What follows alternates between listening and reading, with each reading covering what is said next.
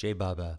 This is the sixth session out of 16 in the series Stay with God, Francis Brabazon's epic masterpiece as a proclamation of Meherabad's Avatarhood and foundation laying for the New World civilization. This sixth session is the fourth on Book 1, which is Meherabad, the Occurrence of Reality in Illusion. Stay with God has 5 books, and the first is biographical, covering his life from his birth in 1894 through 1955, the time of the Meherabad Sahavas, which Francis attended and was given the order to write this book at. This sixth session on the syllabus, which I have on the slide, is described this way. More on spiritual biography and Francis Brabazon's The East-West Gathering. Actually, I'm going to be starting before this with the very end of Book 1. But then I'm going to talk a bit about spiritual biography and the tale of past advents, Ram, Krishna, Buddha, and Jesus.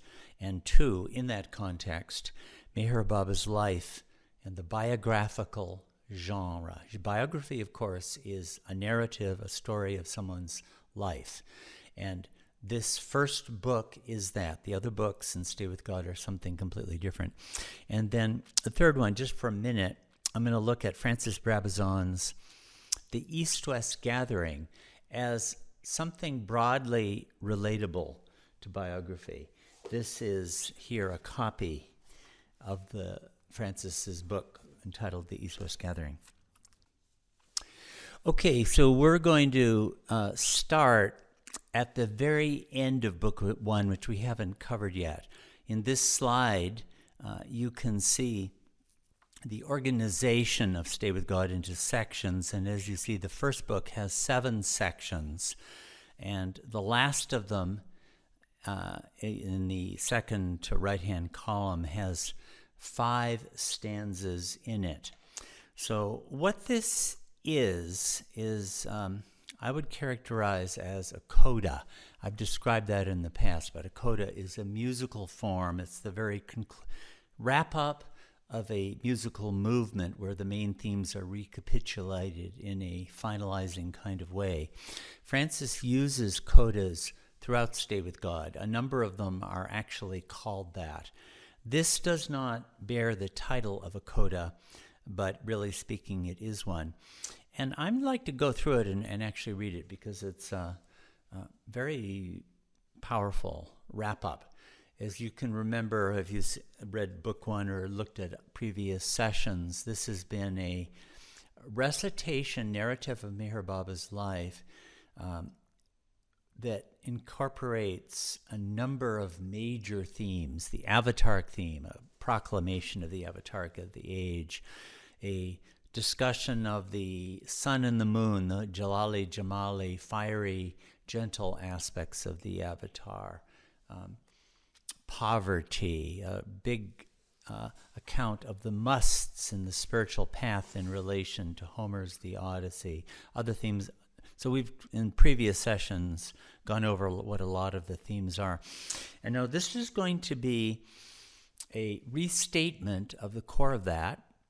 And the form used, I would characterize, again, as a musical form. It's called theme and variation.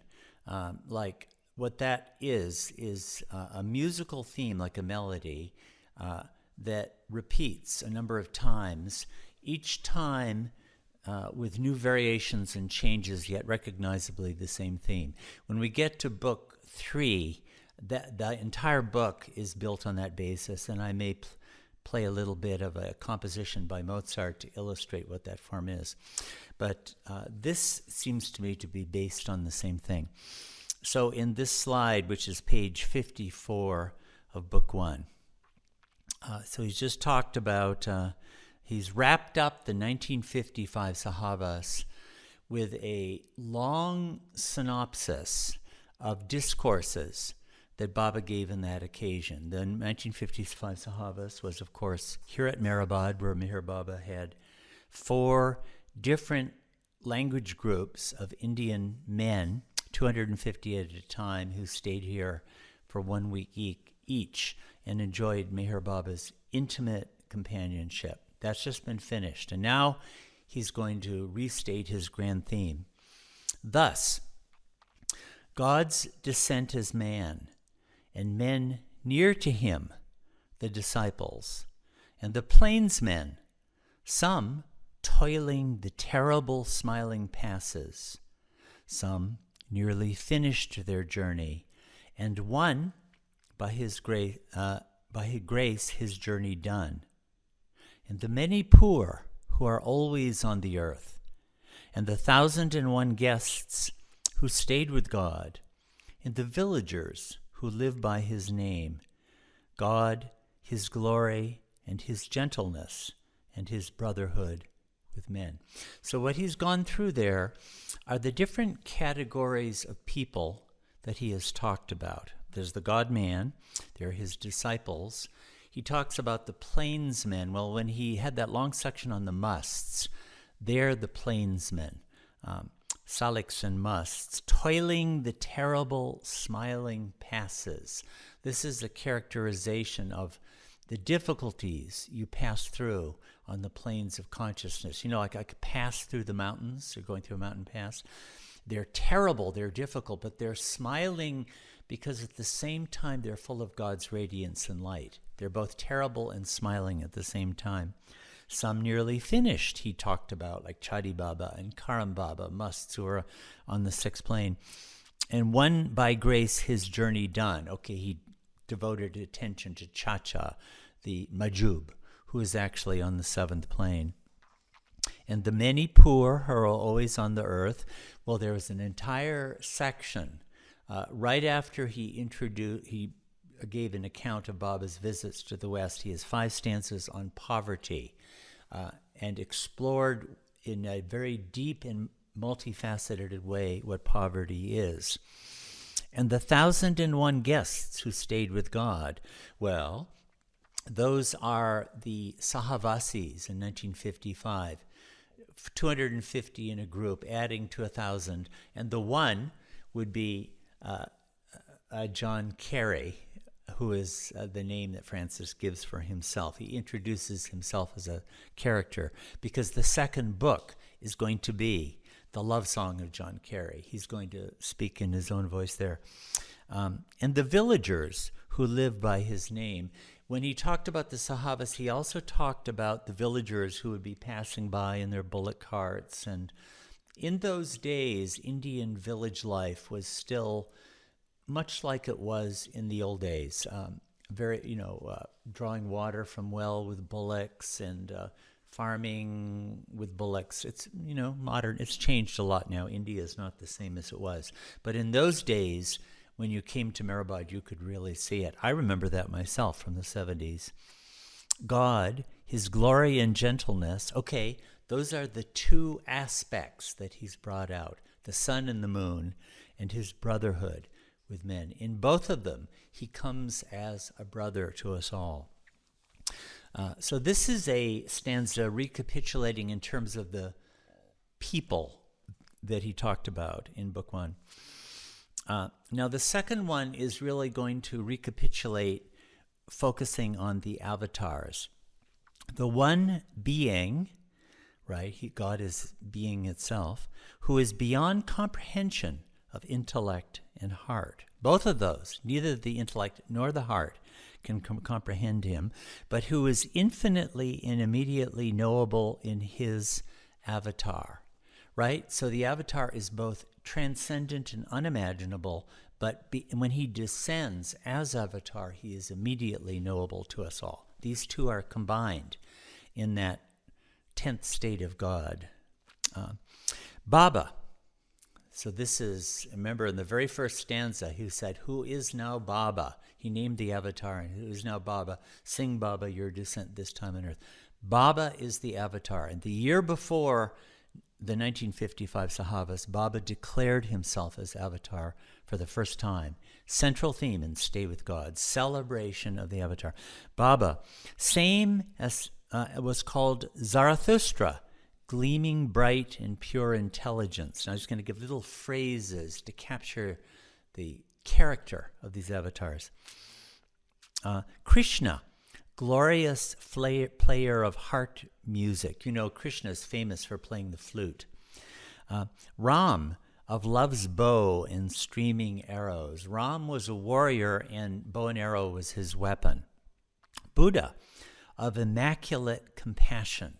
Buddha was known as the compassionate one who came to help alleviate the suffering. Suffering was his particular focus and theme.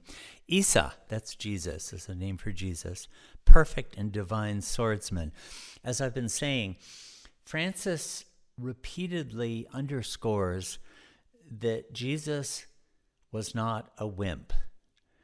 Jesus was not a pushover, even though he has been misrepresented that way, but he was a warrior. The lion was very much there. He was a fakir. He was an ascetic. He actually made great challenging demands. Muhammad, perfect man living with men. That advent really was characterized so much by Muhammad's dealing with human issues. He had a number of wives. He worked out, he was a warrior. He worked out the political organization at Mecca, whereas Jesus stood aloof from those things mostly. Example and demonstrator of democracy. Again, Francis associates Muhammad with democracy because he showed how to live as a man among men without all these castes and differentiations. The same. Okay, so Francis is emphasizing all of these are the same one. They have different manifestations because of the time and place, but they're actually the very same one. Should I stop here? Okay. So that second stanza is recapitulating in terms of the avatars, naming the major avatars who Baba would speak of. Now he's going to bring up the Odyssey again, which, as we've seen, has been so central to Stay with God. The Odyssey, of course, composed by Greece's greatest poet, Homer, maybe in the 8th century BC. The Odyssey and the Iliad being his two great epic poems. The one towards whom Odysseus, the now twice born, set up sail in his ship, well stocked by lovely-haired Circe, after she had lovingly tested him and brought him part ways on his way to glory. Okay, this is alluding to that episode that came up earlier where Odysseus arrives on the island of Circe. She's a tester. All Odysseus's men came to her house on that island. She fed them food and then turned them into pigs. But Odysseus was warned by a god and told how to avoid this trap. He mastered her test, and thus she gave him great assistance on his way. Also, the now twice born, this is probably a reference to the fact that in his travels, Odysseus was told, actually by Circe, I think it was a direction from Zeus, as I recall, that he needed to visit Hades, that's hell, and he did go there. And he had a whole series of encounters. So I'm taking twice-born to be Odysseus who has, so to speak, passed through death and come out of it again on his journey home. And Francis seems to interpret Odysseus' return to Ithaca as a figure for the return to godhood, the realization of God. The one indeed for whom the whole Achaean host strove in fearful labor to bring back pure and shining moon Helen, and so purely win his grace. Okay, now this is more an allusion to the Iliad And the Achaeans, I mean, they're now called the Greeks, but they're not called that in Homer. The war was between the Achaeans and the Trojans, and Helen had eloped with the son of the king of Troy, Alexandros. And the Achaeans mustered this huge army and besieged Troy for 10 years. And Francis is interpreting this in spiritual terms, where Helen, she was the most beautiful woman of her age. Helen of Troy is the very symbol in Western literature for the supreme, the ultimate in the feminine, the supreme ultimate in beauty. And they were trying to recover her. So he interprets this as a spiritual quest. For whom they made burnt sacrifice of their own desires and poured out the wine of their blood in offerings.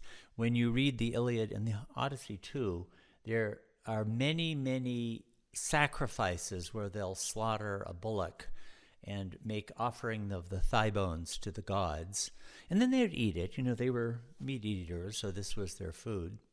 It wasn't just wanton killing of animals, but they were supposed to make a sacrifice to the gods, and they would pour out wine of it. And the wine that he is referring to here is the blood that they shed in battle when they were killed. So he is interpreting their struggles in the Iliad, in the battlefields of Troy, as the struggles that a plainsman, someone on the plains of consciousness, passes through as part of this spiritual ordeal. Again, one of the real contributions which I feel Francis has made to the Baba culture of our community is by reintroducing the heroic. This is a great strain in world literature. The earliest literature is often like that. The Mahabharata, the Iliad, the Ramayana has a lot of the heroic. Francis is bringing it back into our Baba culture and saying the real heroes are people on the planes of consciousness. And now we're going to have a generalization of this in the next stanza. It's worth just reading this through all by its own because it's just marvelous poetry, I feel. The one indeed for whom all ships ever set out over dark seas and trackless ocean, it is his shoreless ocean of truth they seek. Everyone who seeks God is like a ship setting out on the trackless, shoreless ocean. To find the ocean, you actually have to merge in the ocean. For whom all camps and settlement are made and settled and struck, and the march resumed. So now he's given a new metaphor of traveling across a vast expanse of wilderness where you make a camp, settle, strike camp, and continue again. Like a caravan, you might say. For whom all songs are poured. Now, songs are actually sung, but he's giving like a wine or a blood offering. You pour forth your song, both in praise of his last brightness and in certainty of his next love bringing, right? His last brightness would be his last advent, like Muhammad. And in certainty of his next love coming would be his anticipation of his returning again. Human civilization remembers the past avatar and longs for the new one. And this is, I really like this line, as are the singers sacrificed of themselves for him. Okay, when you sing your song to God, you sacrifice yourself in the process of doing so. You are annihilated and he alone remains. Like crystal glasses at a banquet, their stems snapped after the royal toasting. I don't know if you've ever seen this. I was at a wedding where they did this, where the bridal couplet poured wine for each other. Each drank the wine, and then they broke the cup. Well, in this case, they're snapping the stem of it. To me, what this symbolizes is the purpose of the cup is to bring you the wine. Once the wine is drunk, you destroy the cup. The purpose of the form is to serve as a medium for the realization of God. Once you have realized God, you need the form no longer. See, isn't that a lovely metaphor? Snapping the stem of one of these very expensive crystal cups, because the wine is drunk, and when that is done, you don't need the cup anymore. That's what our lives are like. Once we found God, we can discard the medium. That's a majub, actually, who has lost all consciousness of form. And now this is the last one. The one for whom the reckless of life ones, the musts and saliks. Why are they reckless of life? Because in their search for God, they're taking all risks and throwing away their the world, their bodies in the world, success in the world, everything for God. These are the real heroes. Throw away their lives. Sunbeat and thirst and mirage sharpness, moon glint and craziness and enwrapment, and the hollow night and the dark night of calling. Okay, he's going to develop the sun and moon a lot in the upcoming books, and here you see an anticipation of it. You remember the sun and the moon represent the majesty and glory of God on the one hand, and the mystery and allurement and in beauty and enchantment of God on the other. And both of them present their own trials and ordeals on the spiritual path. Sunbeat is a name for, you've maybe walked through blazing heat, where the sun is just beating on you and you're getting thirsty and you're exhausted and about to pass out. Well, that's one aspect. That's the glorious aspect, putting challenges on your path. And the moon is different. So mirage sharpness. You imagine you see water sharply, but it's just a mirage. Moon glint and craziness and enwrapment and the hollow night and the dark night of calling, You're longing and longing, and the night goes on forever. That's the moon aspect of the ordeals of the spiritual path. Particularly when we get to book 3, he will develop these a lot. But get these themes. Sun and moon are not just aspects of God now. They're aspects of the experience of trial and ordeal by the lover of God. Okay, and the calling ceased, and the blood turned to milk. He's going to use this figure a lot too, right? You offer blood, but through the magic of your dedication to God and God's grace, it turns into milk. What is milk? Something you can drink and feeds you. Blood is something that you pour out and sacrifice, but when it turns to milk, it becomes that which sustains and feeds you. And this is just very passionate. I'm sort of analyzing the life out of it. So, and tears, the path treaders, and the goal arrivers in you, Baba, right? The path treaders would be the musts and saliks on the path. Goal arrivers would be those who realize God. And they're majubiat. What is majubiat? That's where you have the I am God experience, and creation ceases to exist for you. This isn't a perfect master. This is someone who has lost all awareness of the world. Drowned, utterly drowned in your love. So let me read those last few lines without this analysis, because they're very passionate and intense lines. Moon glint and craziness and enwrapment and the hollow night and the dark night of calling. And the calling ceased, and the blood turned to milk, and tears,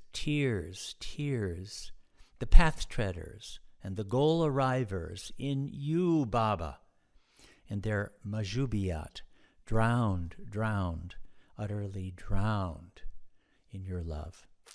I find that to be a very moving conclusion to this book. So you see how the coda and theme and variation has worked. He said the one who this, the one who that, and he develops it differently each time. This is one of Francis's techniques in Stay with God. So there we have it, the first book, which is about the occurrence of reality in illusion, right? That's what the biography of the Avatar is, because the Avatar is the reality who occurs. He happens because he lives a life within this world of illusion of ours. That's the beginning. Now, from this point on, Francis will be focusing on Baba in very different aspects. In the second book, Baba as the beloved to whom John Carey sings as the lover, and so forth. Now, in what remains of this session, I'd like to just ruminate on biographies and life stories of the different avatars. I don't have really firmed up observations or conclusions, but I do want to set what Francis has done within this context.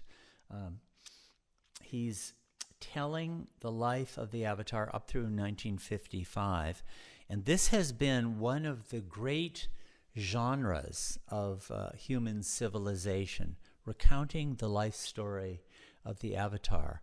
And it has a very interesting history. I have just some images I've just snitched off of the internet showing some of these. For Zoroaster, I'm going to skip on him because I just don't really know enough about life stories of Zoroaster. But in India, Ram and Krishna both have had their lives told at great length. And their life stories are hugely, hugely influential. Now, these two avatars, Ram and Krishna, you could really say belong to prehistory. I don't think there's any definite historical knowledge about when they lived.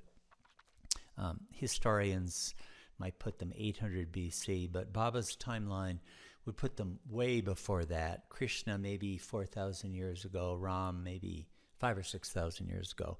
I don't think historically there's any knowledge about it.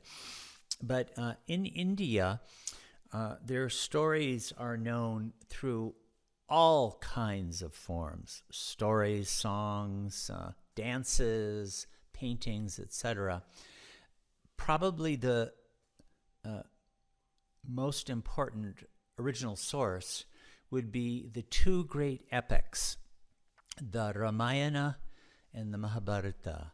And the Ramayana is attributed to Valmiki. Francis mentions him in like the second stanza of Stay with God. And the Mahabharata is attributed to Vyasa. Who knows who really wrote them? Both of them are very long. I don't remember the length of the Ramayana in Sanskrit. It might be 15,000 shlokas or something. Quite a long epic, longer than I think the Iliad or the Odyssey. And it's also been rendered, that's Sanskrit, which is it's a learned language now and has been for a long time. But the Ramayana has been rendered into various vernaculars that are extremely popular. For example, in Hindi-speaking India, Tulsidas composed the Ramcharitmanas, which is one of the great literary masterpieces of India, masterful Hindi poetry. And in South India, I think Kamban did a version in one of the South Indian languages. Also, you'll see dances and kirtans and all sorts of artistic forms in which these stories are told. When I first moved here in the 90s, there had just been a very popular series of the Mahabharata on television. And when that episode came on, India closed down because everybody was watching it. So these have been tremendously influential, powerful stories. So the life stories of Ram and Krishna are very well known and have been hugely impactful and determinative of life in India for a very long time. The Ramayana is really the story of Rahm, who was a prince. I won't try to retell his story here, but he spent a long term of exile because of various reasons within the connivances of his family.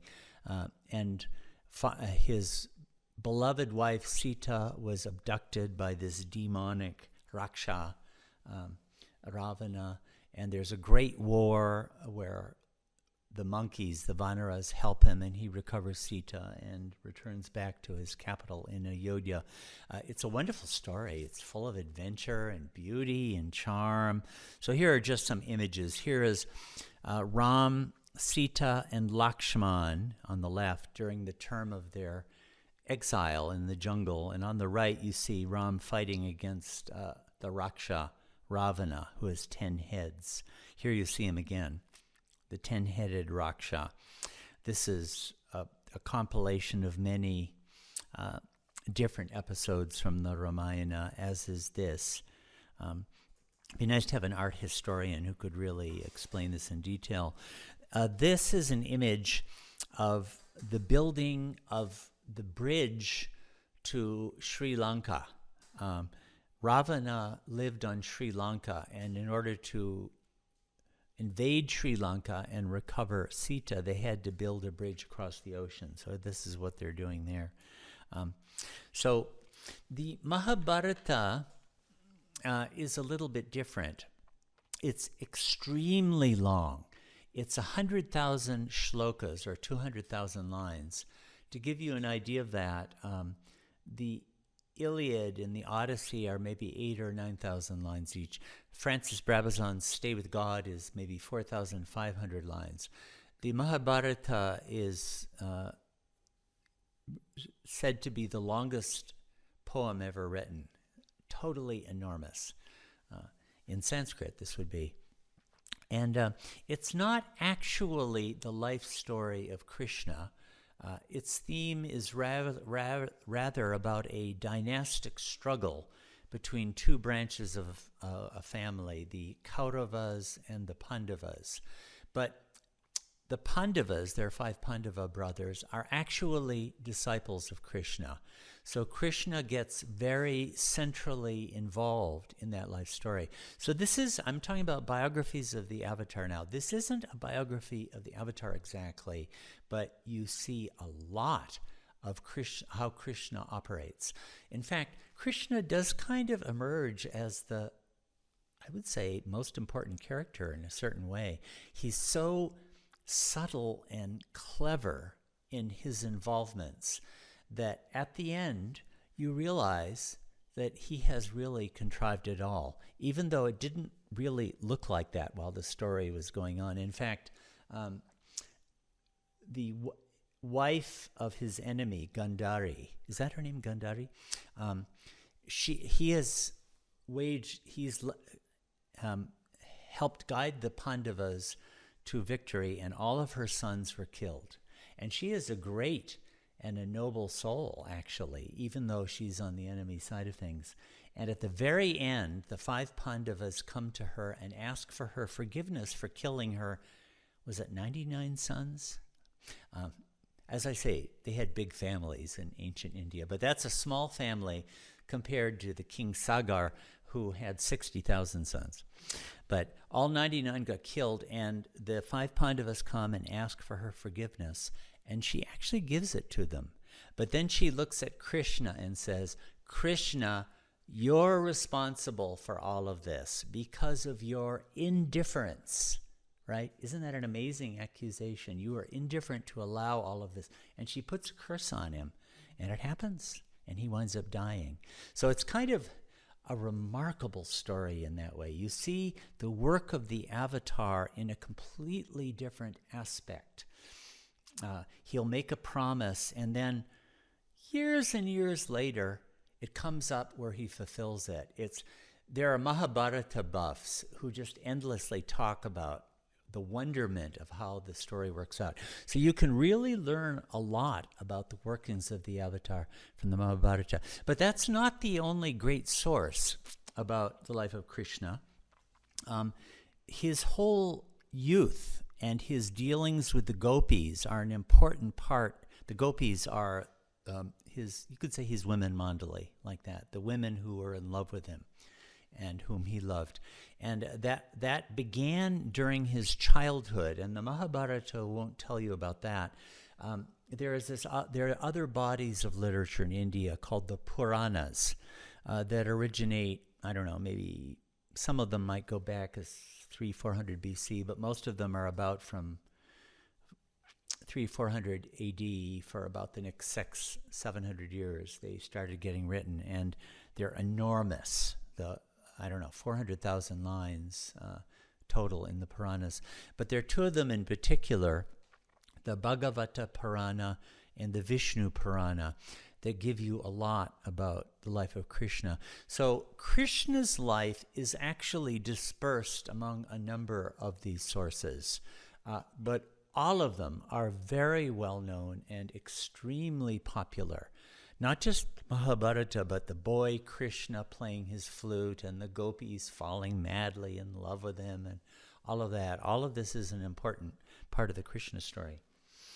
Here are some images I have that just took off the internet about episodes from the Mahabharata. This is, of course, on the battle of Kurukshetra, the great battlefield that is at the center of the epic.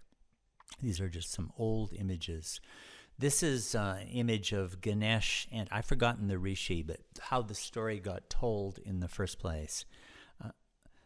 Here's another of Ganesh, the elephant-headed son of Shiva. Another battlefield scene from the Mahabharata. These are mostly battlefield scenes. This is Krishna serves as Arjuna's charioteer, and that rishi is, I think, Brahma. Is it Brahma? Yeah. So there is this saying that I will only tell the story until unless if you stop writing, I will not tell the story. So Ganesh was chosen to write because he is the Yeah. Yeah. So he keep writing and Brahma was keep telling the story. I see. But that's the longest story. I see. I think I knew that, but I had forgotten. So that's Brahma telling the story to Ganesh. Ganesh writing it. And Ganesh is writing it down, as Naman is saying. Yeah. He's transcribing as Brahma dictates. That as fast Brahma is telling the story as fast as possible and he's writing it. Ganesh can keep up with Brahma. Yeah. It's Ganesh was only chosen because he was the son of Shiva. Yeah. And none other can write with that pace. The Mahabharata is completely fascinating in these ways. There are all these layers to it, how the story got told. And in fact, the Bhagavad Gita is a book of the Mahabharata. And that is someone relating to the blind king what is going on. And the blind king is the king of the bad guys. He's not really a bad guy, but he's the father of the Kauravas. And the whole Bhagavad Gita is told to him by someone with divine sight who can see the battlefield and relates. The Gita is, of course, Krishna giving explanations to Arjuna. Okay, this is where the Bhagavad Gita happens in India. People would know this, but the battle is just about to begin. It's been building for tens of thousands of lines, a vast lead up. No negotiations have worked, and they're about to fight now. And Arjuna says, now Krishna is his charioteer, and as Eretz would often say, this is a demeaning role, because the charioteer, the warrior, puts his legs over the shoulders, his feet on top of the charioteer. So it's like putting your feet upon the master. And Arjuna knows that Krishna is the avatar, but Krishna plays this role anyway. So Arjuna says, take me out into the middle of the battlefield. I want to see who's there. And Krishna does. And Arjuna sees his cousins. He sees his martial arts gurus. He sees his great uncle who may be even a perfect master. He's such a great, he's a Bhishma, he's a truly great souls and people who he is deeply connected to. And Arjuna actually doesn't want the kingdom. He doesn't care. Actually, none of the Pandavas do. But they've been cheated out of their kingdom, and it's actually their duty to win it back. So Arjuna says, I'm not willing to do this. I won't fight.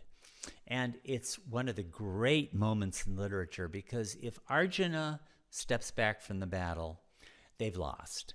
I mean, he's their greatest warrior. They don't have a chance. And it's not because he's frightened. It's because he actually doesn't want to kill all these people. And Krishna at first says, well, what's wrong with you? Are you scared? That's Krishna's first response, which is, you're a warrior. It's your duty. But then Krishna gives this magnificent account,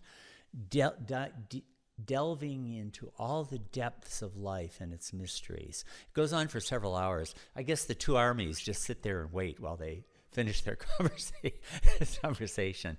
One of the greatest expressions of spirituality the world has ever seen. So this is right in the middle of the Mahabharata.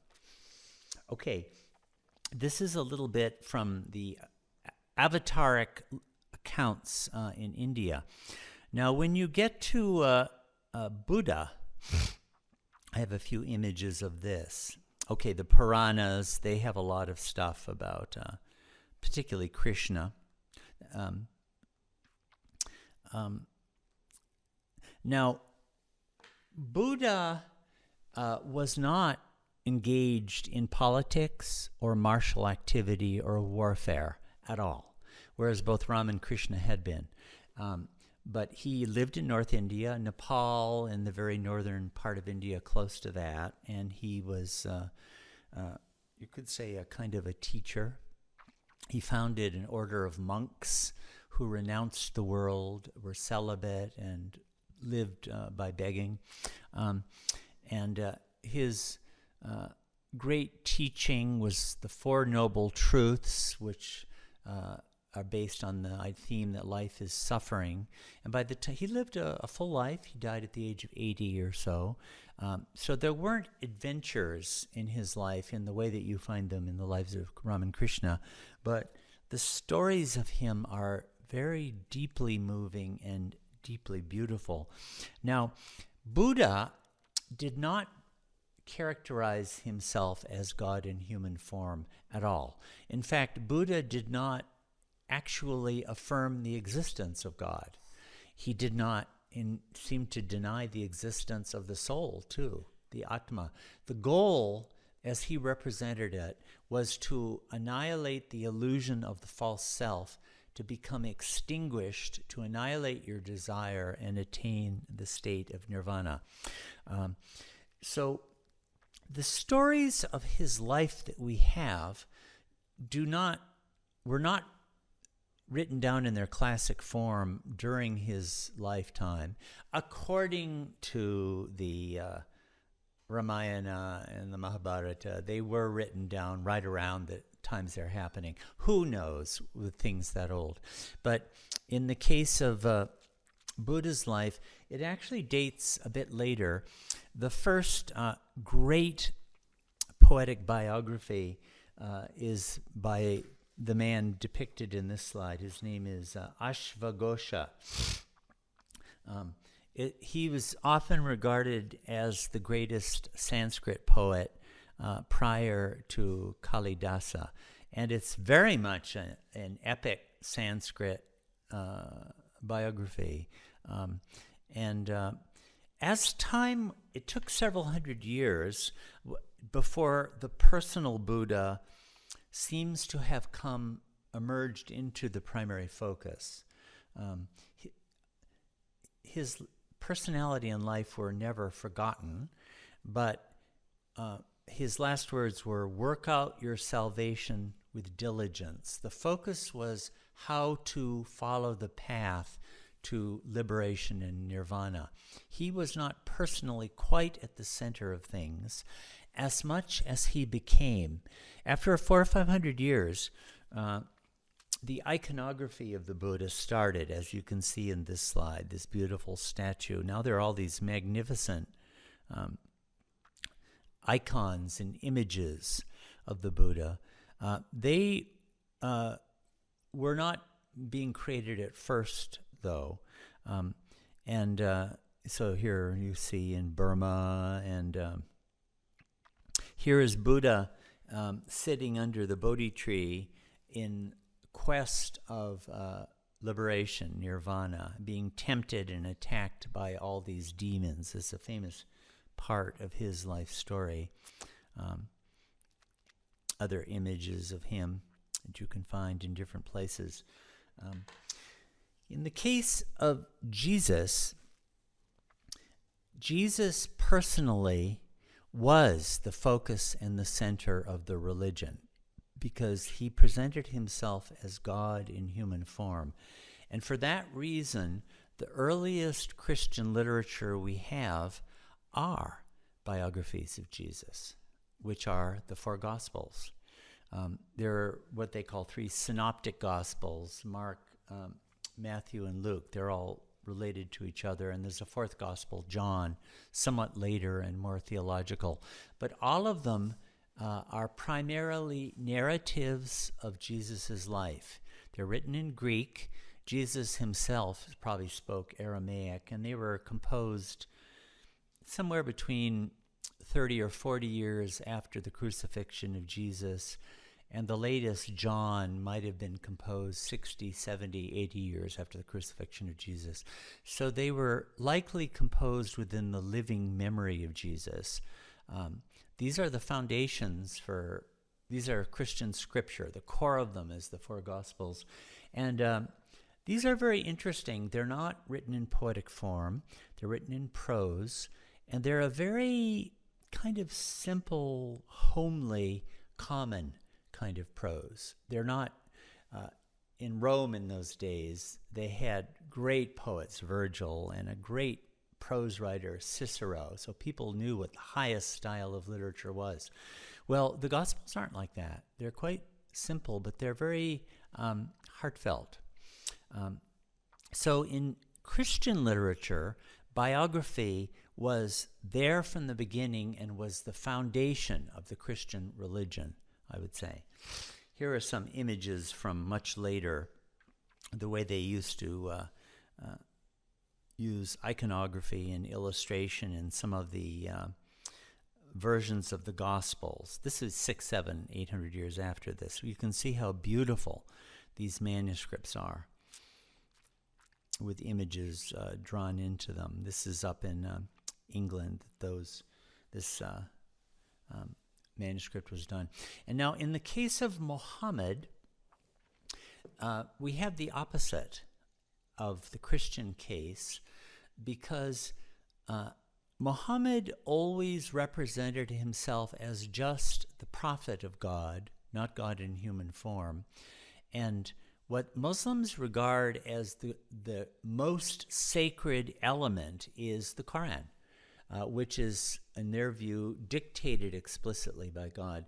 So after Muhammad's death, the Quran was written up in what became a pretty definitive form within maybe 15 years of Muhammad's death. There was a major enterprise under the disciples, the Mandali of that time, to get together all the versions of them, decide what was most authentic, create an entire Quran out of it, and then destroy. Their version of archiving was very cost effective. What they did was they destroyed everything. It wasn't going into the actual Quran. It has 114 chapters or surahs. But Muhammad himself, though of course he was vastly revered by his followers, the followers of the Avatar always know who he is, however he chooses to represent himself. But writing up the life of Muhammad was not the first thing they did. In fact, you don't really get a biography of Muhammad until 150 years after his death. They used to circulate stories about him and sayings of him, and they would write these up. But you can see, Christianity, the first thing was to write the life story of the Christ, God in human form. In Islam, the first thing was to write the words of Allah, and the life of Muhammad only came after. So I've just gone through a little bit of the history of biography in relation to the avatars. But in every single case, Muhammad's too, the life story of the avatar has had incalculable impact on humanity and on the religions and in the vast communities that follow him. I say this as, to provide a perspective on Stay With God, whose first book is a biography. When Francis wrote Stay With God, there wasn't a whole lot of biographical literature available. And in fact, in the future, I'm sure that one of the lines of scholarship relating to Stay With God will be to locate all of Francis's sources for this. But what would have been available to him would have been a biography by Charles Purdom published in 1937 called The Perfect Master, which gives an account of Baba's life up until that time. In the later 1940s, a Western disciple, Jean Adriel, wrote a biography called Avatar. Also in the 1940s, William Donkin wrote not a biography, but an account of Baba's work with the musts called The Wayfarers. It's really a true masterpiece in every way. So you can learn a lot about Baba's life that way. Also, there were some periodicals, particularly the Meherabad Journal, published between 1938 and 1942, that would have many articles on aspects of Baba's life by disciples of his. One of his disciples, Chanji, wrote a biography in Gujarati. So there was a bit of stuff available there. I think after probably Francis used Purdom's biography for Baba's early life, I think he used mostly The Wayfarers for his account of Baba's work with the musts. For the new life, I think Francis had maybe some of the early circulars. I don't think Francis had available to him much about the new life itself. When I first came to Baba, there was very little you could find about the new life. But when you came here to India, Erich and Mani would fill it out. And now we know a lot about what happened then, but I don't think Francis had much of that available. And in the 1950s, a lot of Francis's account is recapitulating discourses that Baba gave. Now, Francis's biography, we've gone over a lot of its characteristics here, but it contains a lot of poetic recitation of what happened in Baba's life. A good portion of it is simply telling the story of what happened. But another characteristic of his biography, as we've brought out in previous sessions, is thematic interpretation that he brings into it. He will digress on episodes from the life of Tilapa and Naropa, the great North Indian Buddhists, or Jalaluddin Rumi and Shamsi Tabriz, his master from Persia, Rumi being the great celebrated poet, or a thematic digression on Christianity and its belittling of Jesus by turning him in, neglecting the lion of Jesus and focusing only on the lamb, or talking about the sun and the moon, or digressing on poverty, on the planes of consciousness as represented in the Iliad. In other words, there's a lot of thematic interpretive perspective that Francis incorporates into his biography. I don't think we have another biographical account quite like this. Right now, we do have a lot of biographical literature on Baba. Francis actually was instructed by Baba at the very end to write Baba's biography. And Francis started doing that. the first volume of it got published as The Silent Word. And when it was first released, I was very surprised. I was expecting a highly poetical account like we get in Stay with God, but it's not. It's actually a kind of a straight prose biography of Baba's early years.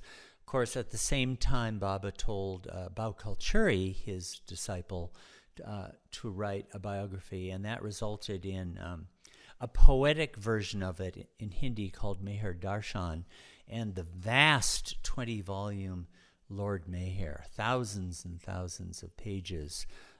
We have other biographies, like Charles Purdom wrote one in 1963, The God-Man, and there are many others. So I think for this particular Avataric Advent, we have a greater wealth of biographical literature about the Avatar than ever before. That's historically good. I mean, there's been a attempt to actually verify the historicity, the accuracy of what is told. When you read the Mahabharata or the Ramayana, they're fantastic epics, but it's very hard to believe that this literally happened. You know, someone shoots an arrow and someone's head gets cut off 100 miles away and the head flies 100 miles, you know, all this fantastical stuff. Well, this is poetic expression of fundamental things. It's not historically accurate. I don't think anyone would imagine it to be so. The Gospels are probably pretty accurate, and, you know, the life of Muhammad is probably also my guess. But Baba, we have a lot of historical information with photographs and other things. So where the biographical genre is going to go in relation to this avatar is a wide open question. But Francis's biography in Stay with God is one of the early ventures and endeavors into this line of activity. And the last thing I want to just bring up while talking about biographical narrative relating to the Avatar of the Age, which, as I've been trying to accentuate, is one of the most important literary genres in the literature of the world. But in 1963, I think requested by Baba, Francis wrote a short book. I showed it before. It's this one, The Ethos Gathering. And broadly speaking, this has a relationship to biography, because what Francis did was to provide a poetic account of the East-West Gathering, which occurred in November 1962. But this is an amazingly creative and imaginative and extraordinarily beautiful account of that episode. It's nothing like a straight chronicle. Francis is trying to relate these 4 days with Baba in a visionary, well, I don't even know how to describe it. There's a visionary aspect, but it's very literal also. So you can see at the very opening, it starts with a poem, "Hark, hark, my song at Meher's gate." So the poet is appealing to Baba, and then this is an illustration of how Francis would narrate biographical details. On the 1st of November, 1962, the sun, which had become a last quarter moon broken into pieces by clouds, again became itself in brightness. Well, what is he talking about? The opening of the Ethos Gathering. He's describing it in this beautiful poetic terms.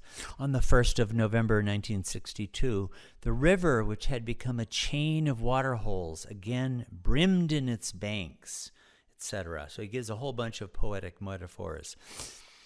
For some 3 months before the 1st of November 1962, the God-man Meher Baba had sent out invitations to more than 3,000 of his lovers to come to Pune and enjoy his company for 4 days. So he's actually telling a story, but he does all these beautiful songs and digressions and explorations of who Baba is and what he was like. I think that this could serve as a great groundbreaker and precedent for how biographies of Meher Baba could be told in the future. Over the next 700 years, this is going to be a genre vastly developed in many, many ways, and Stay With God gives us one early example of it. So that's what I would have to say about Book 1 of Stay With God. And for the next session, we'll start in with Book 2, The Love Song of John Carey. John Carey being the name which Francis uses for himself. Jai Baba.